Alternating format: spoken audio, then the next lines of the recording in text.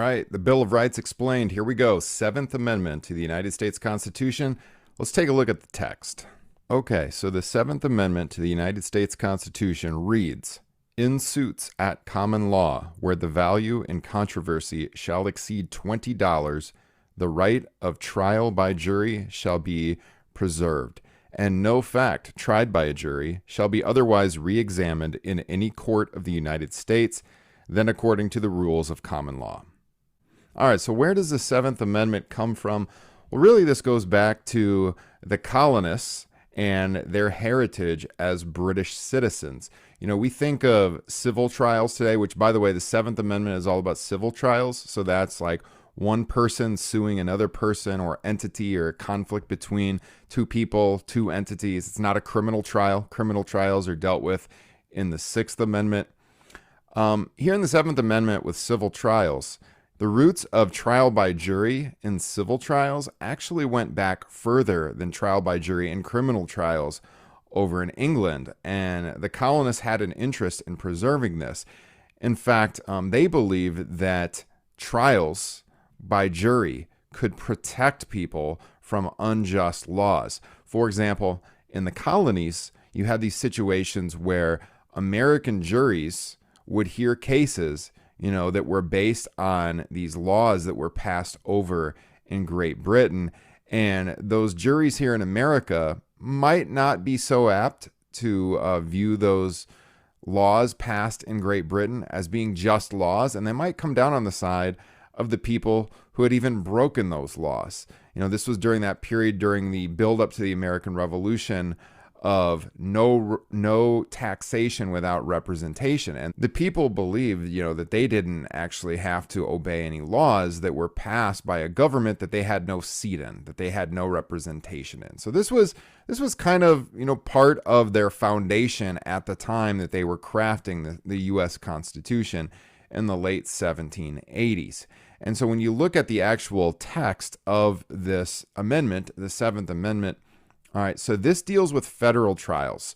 There is no guarantee with this amendment for state trials, although I believe pretty much every state in the United States does have this protected for state trials as well, but it is not guaranteed in the amendment. It's about federal trials.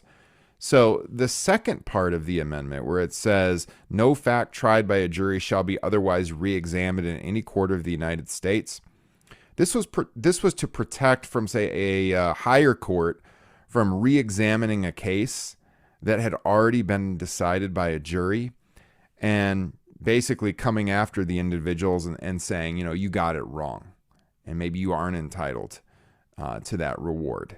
And so this prevents that from happening. The jury's decision would be final, and it would not be examined by a higher court. So one thing that's interesting about the Seventh Amendment is, the fact that this is in our Constitution and our founding document. This is protected, that you're entitled to, in the federal courts, as I said, a civil trial by jury. Now, this has been abolished in most other countries around the world, including England. England no longer has this.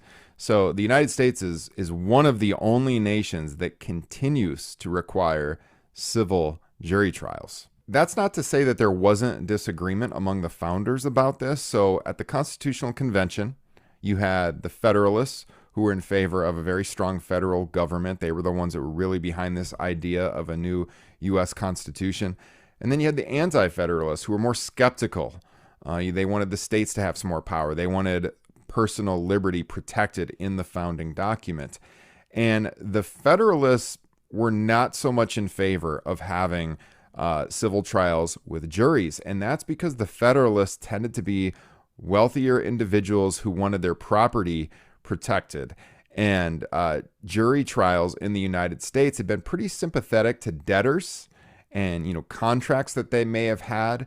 And the Federalists were worried that these jury trials might continue to nullify contracts, and they wanted to make sure that that didn't happen, because again, they were wanting their property protected. This is one of the concerns among the Federalists at the founding of the country, is that the country might get too democratic, And, the people who didn't have a lot of the wealth might vote to take away land from the extremely wealthy, and they wanted to protect that. And so they were very, very worried that debtors might be protected by these juries in civil trials.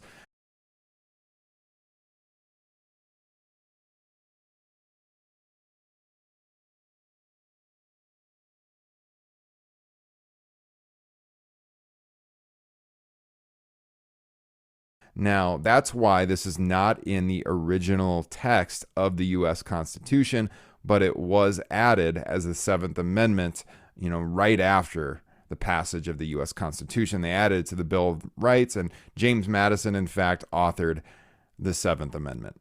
So there it is, the Seventh Amendment to the United States Constitution. Hope this video helped you out, especially if you're studying or maybe you're just a lifelong learner and you wanted a refresher. Got plenty of other videos here on the channel. If you would be so kind as to subscribe and click that like button, I would really appreciate it.